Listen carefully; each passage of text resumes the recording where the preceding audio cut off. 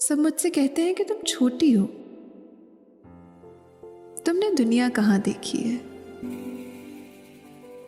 और मैं कहती हूँ कि मैंने लोगों के बुलंद कहकों में उनके टूटते हौसलों को महसूस किया है, उनकी झुर्रियों में पोशीदा दास्तानों को जाना है। मैंने लोगों को उदास आंखों से मुस्कुराते देखा है।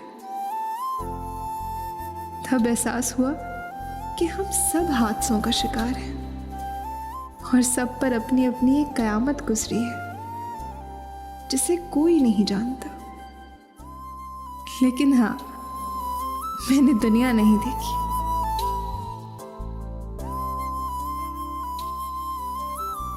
अगर आपको ये वीडियो पसंद आई हो तो इसे लाइक और शेयर करें। हमारे चैनल ज़ौक़ सुख़न ऑफिशियल को सब्सक्राइब करना तो बिल्कुल ना भूलें।